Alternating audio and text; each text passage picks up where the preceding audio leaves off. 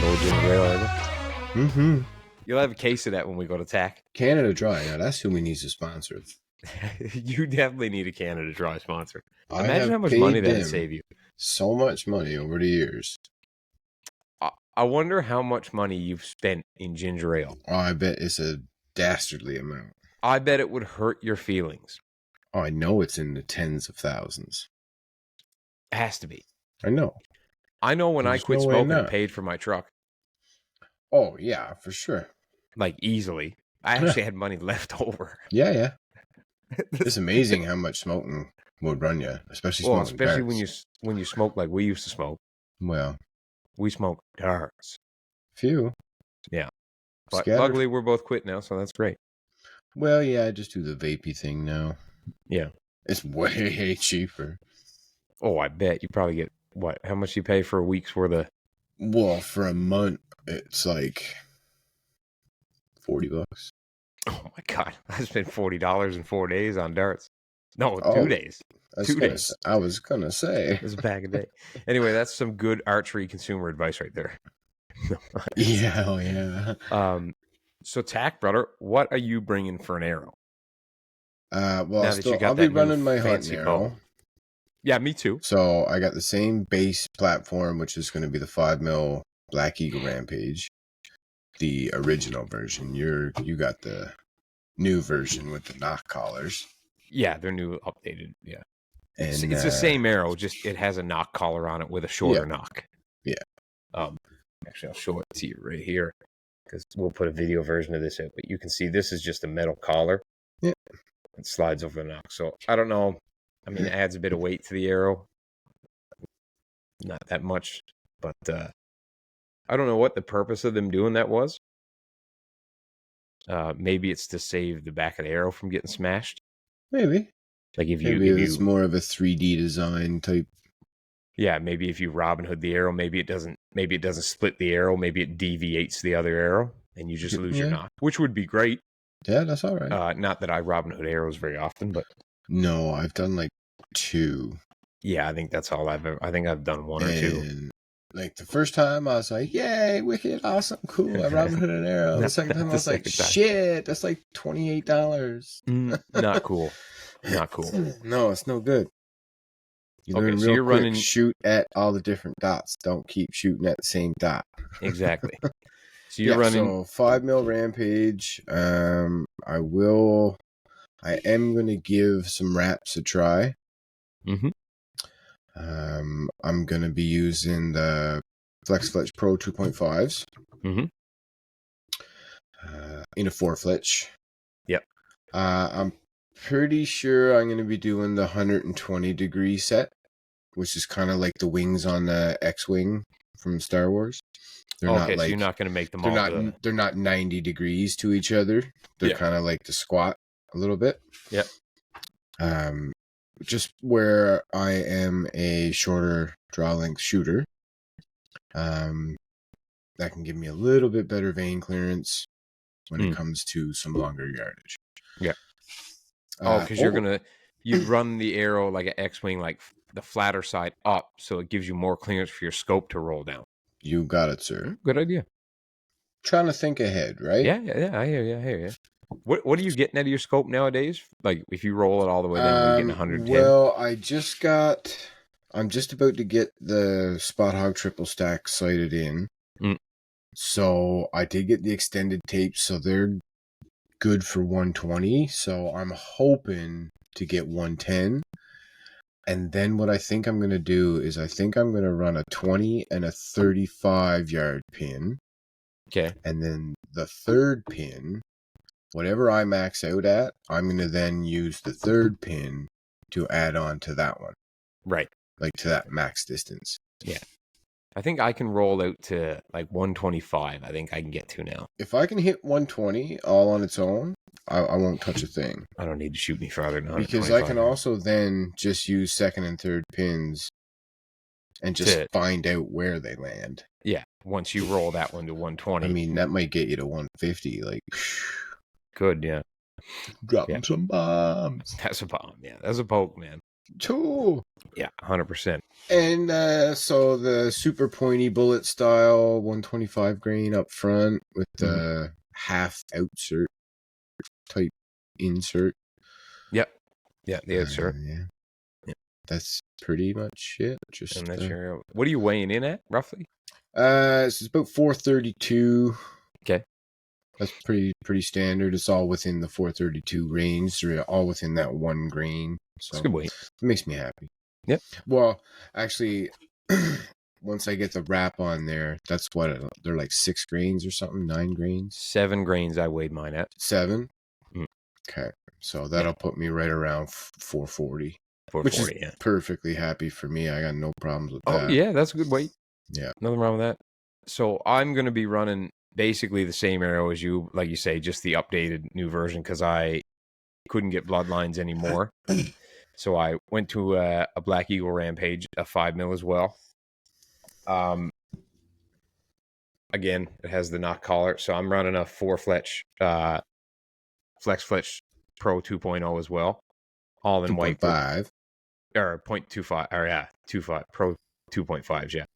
And I also went with the same weight wraps you went with. And I'll be running the bullet style 125 grain up front for a point.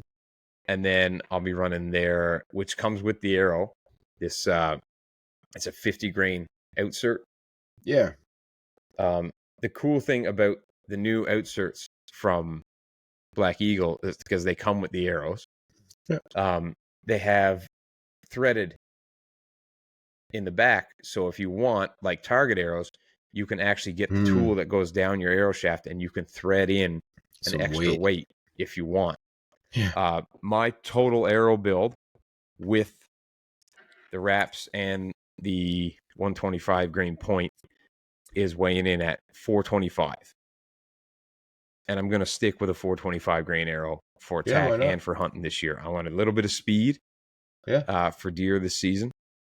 Even though what I had last year at 445 worked fine. Oh, yeah. But I'm on a mission to prove a point now that light arrows are just fine. So 425 is pretty light hunting arrow. So that's what I'm going to run. And they're at 25.5 inches is what I cut it down to.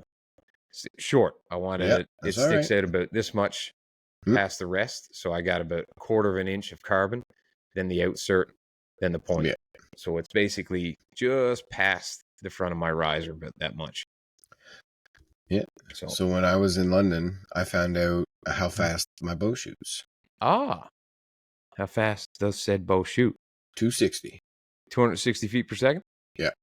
That's not bad, actually, considering. That's fully dressed, peep in, cable driven rest, 432 grain arrow. Yep. That's not bad for a 26-inch draw length, brother. 27 now.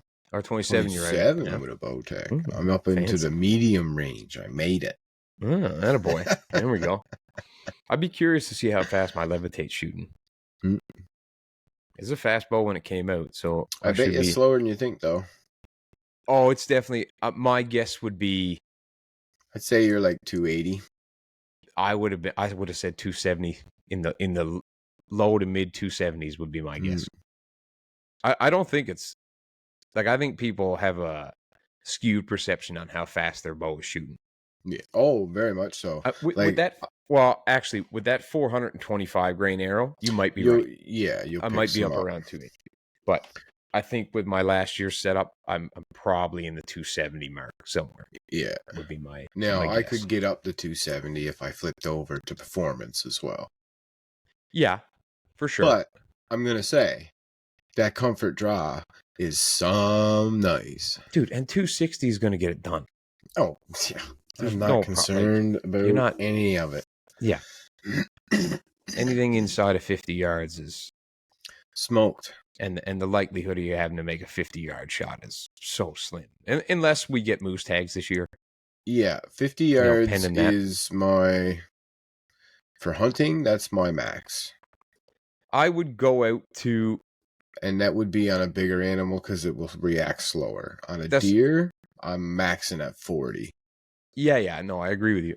On a moose, I'd be willing I'd probably go to 60. If Given the right situation, I'd be willing to go out to 65 yards. Yeah. According to how, because I was shooting at 50 and 55 yesterday when I was sighting in my Gen 2 for 3D. And every arrow would have been a kill shot. Yeah. I would have made a kill shot with every arrow. Now, to put them in a 2.5-inch circle, I was a little around it sometimes, and a few in it. Yeah. So 50 yards is a lot longer. It's not, I find it's not the bow's capability. It's my ability to see the target and the pin. Oh, yeah. That's a huge factor. Yeah, because I do what you're supposed to do and you look at what you're shooting. You don't look at your pin. So when you're close enough, you get a good peripheral picture of the pin. At 50 yards in bright sunlight, you lose that pin a little bit. If I would have had a light, maybe it would have helped. But I didn't have a light at the time. So it gets a bit dodgy after that. Well, I mean, it's a poke, right? Like 50 yards is a long ways, man. Yeah, 50 yards is more than people think it is. Yes, especially if your target has the ability to move. Oh, if 100%. It's a fixed target, it's different because you can take the time to focus in and figure it out. But if that target's moving, and then maybe the brush behind that target is also moving, but in a different direction, like that can really play tricks on you. Yeah. In my opinion, if you're proficient enough, if you can take a 4 or 5-inch dot, and you can put, like, let's say out of 10 arrows, you can put 6 to 7 inside that dot, and the rest are kind of just around it, you're proficient enough to make a kill shot at 50 yards. Yeah, I agree. Because, your vitals on something like a moose are quite large. Like, you're talking a basketball size set of vitals easily. So I mean, that's a good way to test your confidence, right? Shoot out at 50 and 60 yards, see what your groups are like. And if you feel confident enough that you're within, draw a set of lungs, like a life-size set of lungs for a moose on a piece of cardboard, stick that sucker on your target. And you'll get an idea how accurate you can be. Yep. Because you just need a double lung. You don't need, I know you aim for the heart, but you don't, it's not mandatory. No, lungs are a ethical shot as well. Yeah, absolutely. I mean, that's what most guys shoot their rifle. Well, because Pop always shot. Yes, the reason why it's so ethical is because it's like the biggest target, and it's not that you're gonna get just trauma to one organ. If you hit one of them, it's a damn fine chance you're gonna hit both of them. Yeah, for sure. So, and now you got massive trauma in multiple organs at the same time. So. Yeah, and if you get both lungs, man, like he's gonna go a little bit, but he's not gonna go far. No, if you don't pressure him and bump him. Yeah. You just let him ease off 20-25 minutes and let him, expire. Yeah, I mean, there's not a lot of guys that shoot a moose even with a rifle that just stones them right there. No, or you don't. No. I've only seen the old man do that a couple times. Like, just he never even took a step. And I mean, like, you don't even see that a whole lot on a lot of the the TV shows now, and like even on Meat Eater and all that. Like, these boys are all crack shots. Oh, they're like, you take Callahan and Vanilla and all those guys. Like, those guys can shoot a rifle. And very seldom is it just bang drop. Yeah, I don't have them very often. It's here and there, but I would say 80+% of the time it's bang. Oh shit! Run! Walk. Yeah. They usually stay within the range of where the boys can see them with optics. Yeah, right? Usually about 100 yards. Yeah, they usually don't go farther than 100 yards. Yeah. And I mean, if you think about it, if we got double lunged, we could maybe get 100 yards by the time the adrenaline wore off. From shock, yeah. That's what I mean, right? Like, bang! And if you just took off the instant you got double lunged, the adrenaline would probably force you through to about 100 yards, and then you just tut. Yeah, once your lungs fill up with blood, you're kind of fucked. Can't breathe no you're not more. breathing no more. But that's right? but again, this is my point, right? Even once you stop breathing, your brain is still controlling your legs for another how many seconds, right? Mhm. So you're choking, but you're still running. So you probably get 100 yards. Yeah. But yeah, no, you're 100% right. A lot of them still, they get a good run in. And I mean, Yeah. that deer I shot, I got both lungs and the top of the heart. Mm. And she still went 80 yards. So, Animals are tough, man. whew, tougher than we are. Oh. I can guarantee you that. Yeah, oh yeah. 100%. Nobody shoot me with arrow. I ain't running nowhere. No, I'm just folding up right there. That's all. That's not just giving up. I'm gonna turn into a real wet paper bag real quick. Yeah, no Shoot me with doubt. an arrow, Jesus. Yeah. How I'd rather excited? shoot me with a bullet. I think I'd rather a bullet. Yeah, I would rather a bullet. I think 100%. so. Problem is, like, the bullet, okay, bang, yeah, okay, boom. Even let's just say we take a shot in the same spot, right? Say it's even a nice spot. It's in the shoulder. Yeah. Bullet goes through. Yeah. No more bullet left in you. Depending on the round. 9 times out of 10, right? Yeah. Like, yeah, okay, a lot of trauma there. Maybe a broke bone or something. But, like, totally repairable, totally doable. Yeah. Chill out, get to the hospital. If you get shot in the shoulder with an arrow, you got to get this shit out. Yeah. If it did manage to poke out the back end, you still got to pull it out. Yeah, you do, yeah.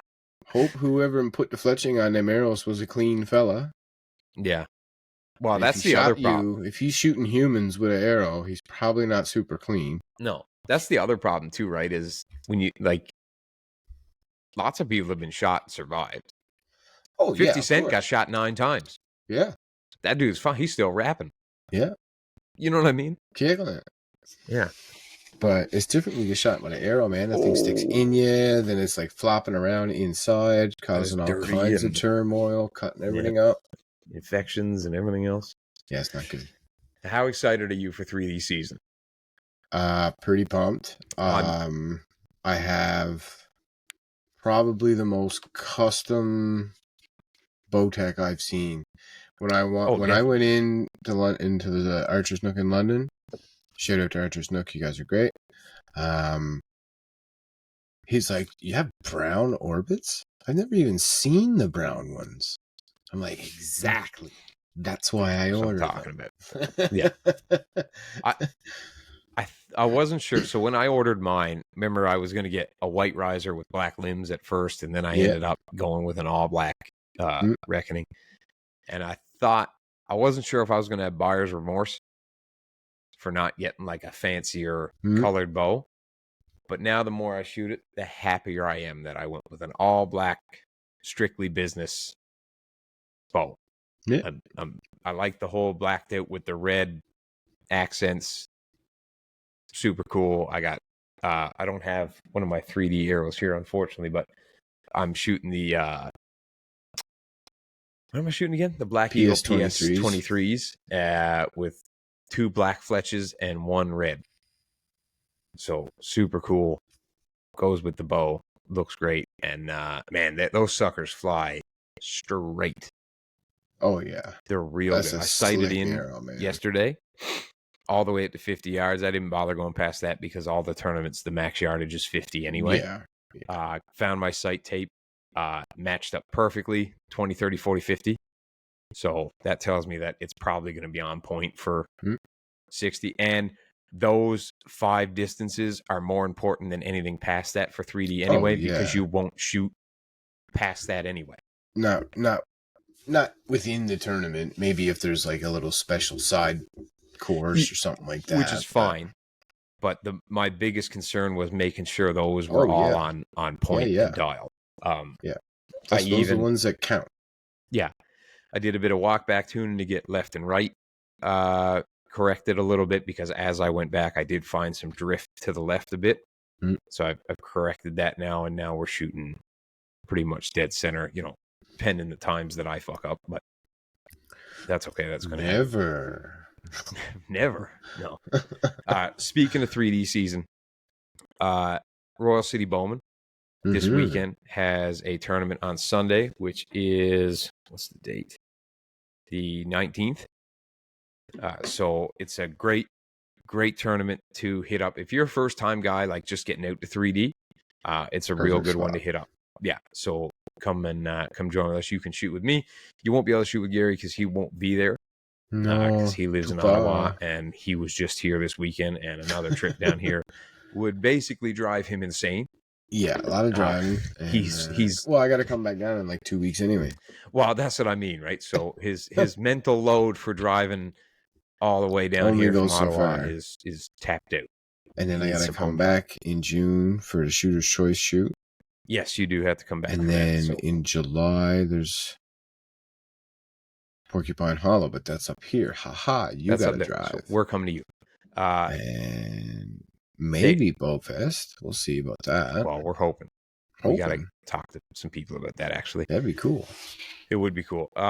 Also, if you are, again, and you'll hear at the beginning of this podcast about pricing and stuff like that for Royal City Bowmen, if you want to sign up for a membership. They also are, it looks like they're going to be having a 3D league this season. So if you're looking to get into a league, even if you're a beginner shooter, again, by all means. Yeah, nothing wrong with that. Join it up. League's a great way to get in because you're going to see the same people. Yeah. So you'll get comfortable with people and find someone who can kind of help guide you along. Yeah, and it's a good crowd. People are always friendly and they want to help you out and make you a better shooter. Don't be afraid to come talk to me. I'm not a crack shot by any means, but if I can help you out, I certainly will. And Chris is a great guy. He runs the whole course. Like he's the the RSO, the range safety officer type deal. I think he runs range the whole course manager. And all that stuff. He's the manager of the facility, so I'm sure he'll help you out or point you in the direction that can get you some help. So come out and shoot with us, man. It'll be a great time. I think the more the merrier. Oh yeah, right? Let's fill them up. Yeah, and you're supporting your local range. So I want to make it so all the ranges have to do 2-day tournaments. I want a couple 2-day tournaments for sure. I like the 1-dayers too, though. I want there to be too many people. Oh, so they got to run. They got to run a block Saturday, a block Sunday, and then Sunday afternoon, evening, everybody comes back, and then you have the shoot off or whatever format you're following. I see what you're saying. You want so many people there that they have to have 2 separate shooting days, right? Like TAC. Yeah, man. I mean, archery is certainly a growing. Catch fire. Yeah, archery is a growing sport. I mean, more and more people are getting into it all the time. I was just at one of the hardware stores today, and somebody said, "Don't you run a podcast about archery?" I was like, "What?" Me and my brother do a podcast called Full Draw, yeah, and they were like, "Yeah, we listen to it." They're like, my wife got into archery because, and I was like, "Oh, that's cool." Perfect. So he apparently shot bows already, and they didn't know about the fact that you don't have to hunt. No. To shoot a bow, there's lots of different target setups you can do and stuff like that. So even if you don't want to hunt, I'd say there's more ways to target shoot than there is to hunt. Yeah, for sure. Like, I know there's a lot of species of animals you can hunt. But bow hunting tree stands. At the end of the day. Yeah, you got tree stands, ground blinds, spot and stock. Pretty much that's it. Yeah. But there's 3D, there's FIDA, there's friggin' ASA, IBO, Olympic, recurve. Everything. Whatever you want to get into, you can get into. I do suggest compound. I do too. I really do. But if you're that type of fella or lady that is just an old soul, don't be afraid of picking up traditional. You don't have to necessarily go full on Olympic recurve style. No. I mean, you can. Traditional is a great way to go to. Yeah, it's hard though. It isn't. There's not like it's instinct, right? Like, it is and it isn't. It's the biggest thing about traditional is time with your bow. It's just like a guitar player, man. They're sitting around talking with their friends, haven't played the guitar in 2 hours, but it hasn't left their hands. True. Right? It's a part of them. Yeah. That's what these traditional guys, that's what Dave's like when he gets his traditional bow in his hand. He's just like, da, da, da, da. Like, yeah. He's good too. He's figured it out. That guy, he took that course and stuff, so he knows how to shoot a traditional bow quite well. But I mean, in all these ranges and tournaments, they have a traditional class. Like you don't have to, if you want to come shoot them, you don't have to shoot a compound bow if you don't want to. No, not Like at you can all. shoot. I know it's easier to get into traditional because the barrier to entry is much more cheaper, affordable. Yep. right? You can get a recurve bow for under $200 if you want. Oh yeah, brand new too.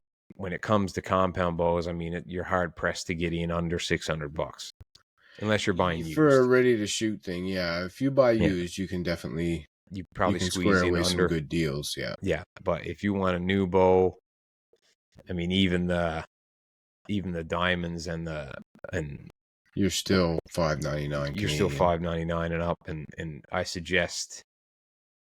It's hard to say, right? Because the worst thing about one of those like diamond bows is if you do get into it, you're going to outgrow that bow fast. Yeah. That's the only problem with them is they are a very temporary bow. Yeah. And the issue is if you buy a bit of a nicer bow, you know, and you spend a bit more money like an embarker, I guess it's the Vengeance now. I think, yeah. Yeah.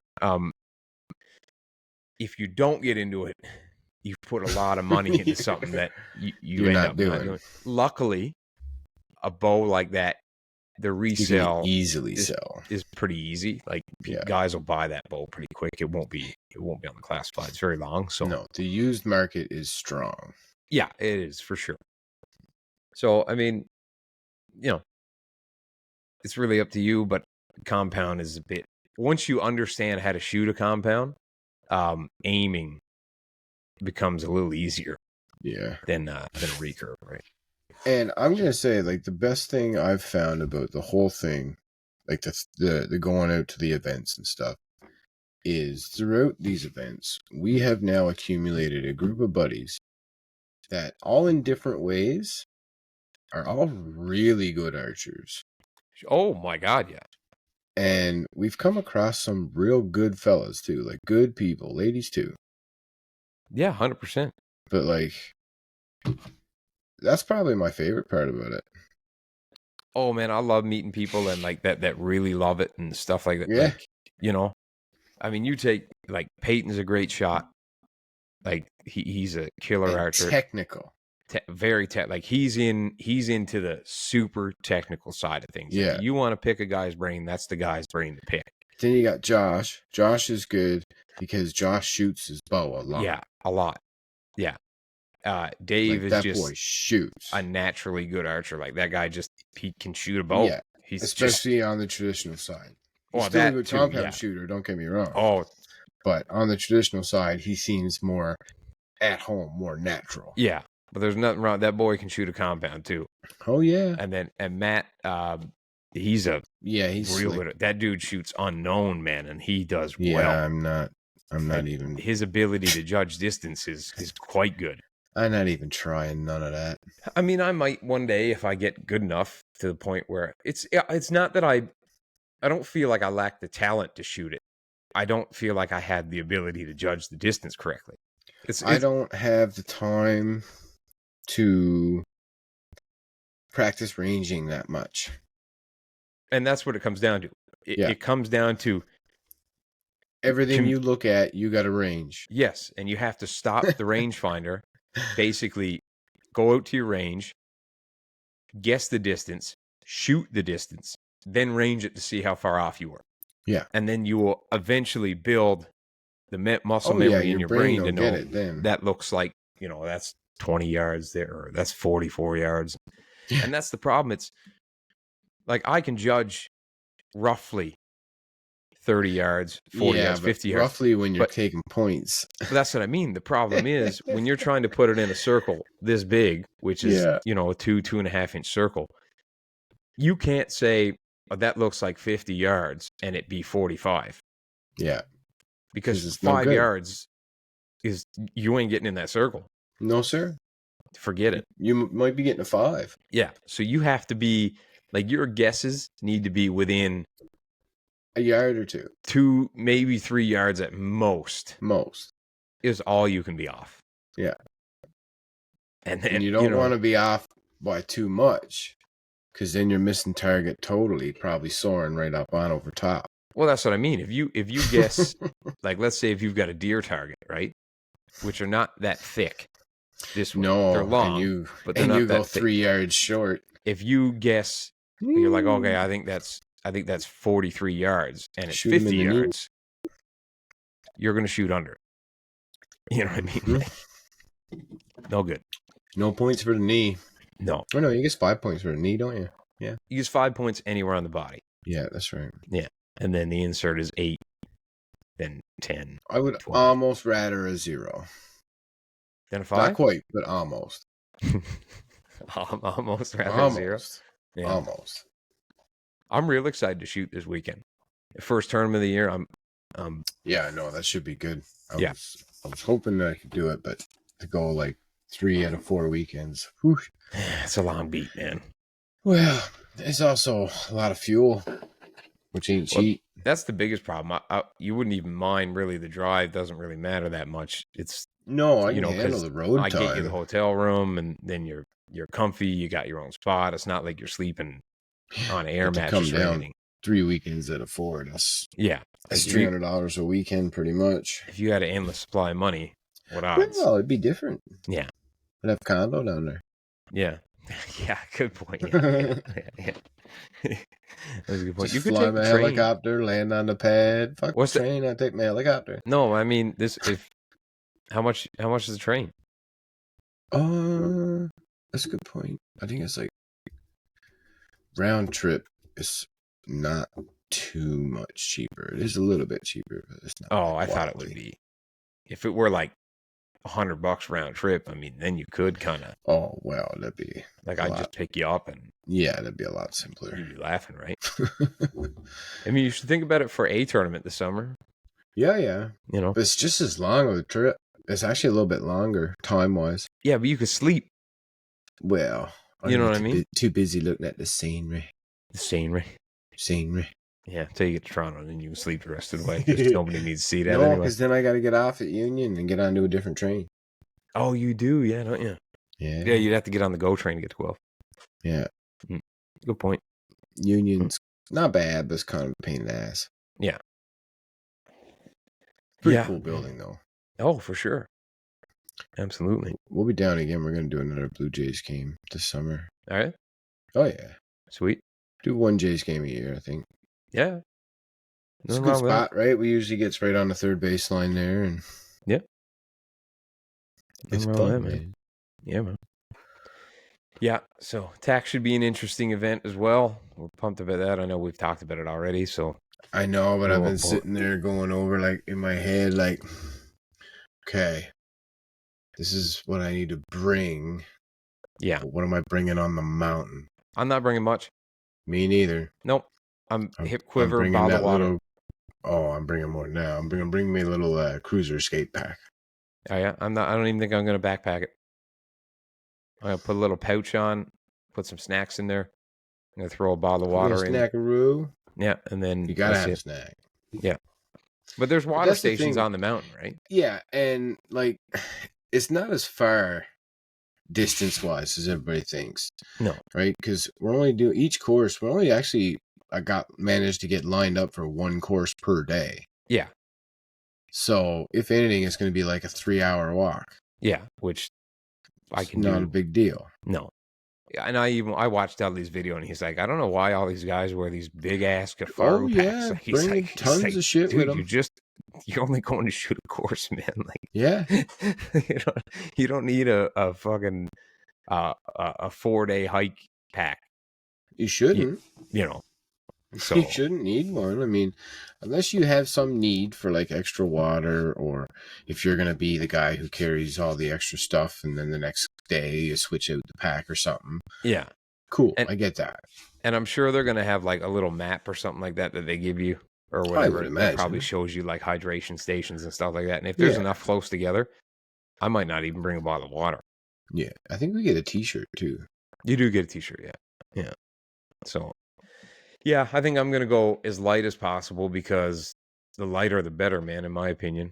Yeah. I'm going to run my vinyl pack, rangefinder on the side, and then my hip quiver. I might just run a fanny pack for my rain gear and a snack. Well, that's what I mean. I think I'm gonna put like a pack on the back of my hip quiver belt that has like my one rain jacket in it and some energy bars or something like that. And, or actually, I'm probably gonna run trail mix, to be honest. I like some trail mix. And then, like, I don't see me needing much else other than that. It's only going to be 3 hours. We'll have a good lunch before we hit the mountain, and Yeah, you know, we're gonna have a hearty supper again after anyway. So that's what I mean. Like, I don't see the point in bringing. but no, it's true though. I see the guys in the video all the time going around with like 60-liter, 50-liter bags. Too much, man. Like puffed right out too. Like what? Yeah. What for? I mean, unless you're toting around a bunch of camera gear or stuff. I was just about to say. Now that I think about it, with the camera gear, I might have to run a pack. But again, you wouldn't need anything bigger than your skate pack. No, that's all I'd run. I wouldn't run anything bigger than that. I don't see the point, right? But yeah, I guess I am gonna have to run a pack because I'm gonna have camera gear with me, and that's gonna be. If it rains, you're gonna want to get your camera back in the bag. Yeah, where it's not gonna get wet, right? Yeah. Yeah, well, it'll be an interesting time. I'm excited. Oh, I can't friggin' wait, man. I think I am just as, if not maybe a little bit more excited for Vendor Village than I am for the actual shoot. Don't get me wrong. The shoot's going to be sweet. It's going to be a more extreme version of what we're already doing. Yeah, great. Exactly. But that's not going to be like crazy shocking to me. No. It's just going to be harder. Crazy shocking is when we walk down the alley of vendors and we're like, look at all the things we can't even find. I know, it's going to be crazy. I am excited to meet Dudley. Yeah, that's going to be that's going to be cool. And he does like a seminar talk too in the evening, so I'm excited to go to that too and learn a few things, which would be good. So yeah, I wouldn't mind learning some stuff. Yep, I like learning. Yep, it's good for you. But you're right. It's going to be real hard walking through that vendor village, seeing all that stuff that you can't get here. Yeah, and that you could buy it there and you don't have to pay duties on it. Well, as long as it's made there. Well, I mean, you don't have to claim it. Just take the tags off it. Just take the tags off, man. I bought an Armani suit back from Italy. I didn't tell anybody I bought the Armani suit in Italy. Oh, you just did? Well, I did now, yeah, but it's too late now. That was a decade ago, so good luck with that.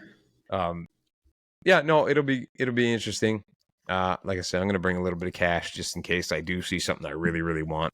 So I can grab it. And apparently, they do have good prices there too. So I would imagine they're not gouging you. Apparently, I doubt it's going to be like. I wouldn't even think it would be really full retail because like MSRP is what is kind of what I'm expecting.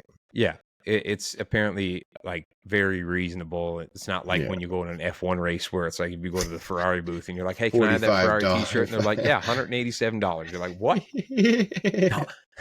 They're like, "Yeah, man, this is the Ferrari booth." You're like, "So I can buy this anywhere else for like $50 at the most." Yeah, so it's going to be hard for me not to buy like a sweet vinyl pack or something like that. Oh, I know, man. Or like a hip quiver. Like that's where I got a funny feeling they're going to have some sweet ones there that I'm going to want. And that's where I'm going to struggle. Bro, I was looking at the Kuyu one. I know. It's nice. Tell you what, I like it more than the Kafaru. Yeah. Because it's got arrow slots instead of just a pouch. Yeah, you can buy the little inserts for the Kafaru one. Yeah. But yeah, they're both real nice. The Kuyu one comes with the quiver and the range finder pouch and the water bottle holder and the big pouch on the back for $239. Yeah. It's not like Kafaru, you have to like build it. Yeah. This one comes with this system. So it's a lot cheaper, right? So I'm hoping Kuyu's there, and I hope I can grab one of those for a reasonable price. I wouldn't doubt that they'll be there. Oh, Kuyu will be there. Kafaru's going to be there. Yeah. I don't know if Numa's going to be there or not. I know they were in Texas, but I don't know if they're going to be there. Hard to say. Guaranteed they're in Texas. That's their home. Yeah, that's their home range, right?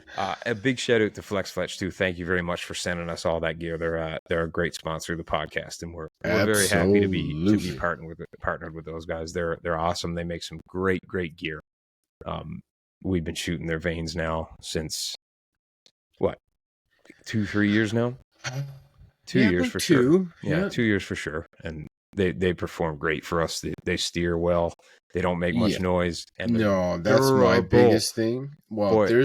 there's my 2 factors, and I meant to take pictures of it because when I was in London, and I opened up my case, my arrows were squished. Yeah. And they were all folded up and everything. And Buddy was like, "Oh, that's not good." I'm like, that's good. Don't worry about it. Yeah. Give him a sec. Let's check some stuff out here, and we'll come back in a few minutes. They'll be ready to go. Yeah. He's like, "Oh, what are they?" I'm like showing them and everything. And like, as we're talking and they're coming back to temp and they're loosening up, he's like, "Man." Yeah. It's like, yeah. That's one thing I love about them is if you do squash them, they will come back to shape. The other thing I really like is if you do get a real tight group and you hit the fletch, instead of like going through the fletch and making a hole in it or tearing it, they just pop off. Yeah. And you might think that that's a bigger pain, but it's not, because you don't have to go home and scrape the rest of the vein off or anything. It just pops off clean. You take a bit of emery cloth and rub the excess glue off, stick the vein back on, you're done. And I think that has a lot to do with that lower profile base. Mm-hmm. It's not as wide, No, not even close. And because of that, you can use less glue and still get full contact. Full adhesion, So, I mean, like, it's hard to argue with. Yeah, I won't shoot anything else. No. Not a chance. So, on that note, folks, we will end it here. Thank you very much for listening. Again, if you want to come and shoot the Royal City Bowmen this weekend, on Sunday, come on down Sunday. It'll be a great time, and ask about their league night, and grab yourself a membership and get shooting. Yeah, get out there. All right, folks. Thank you very much for listening. Good night. Love ya.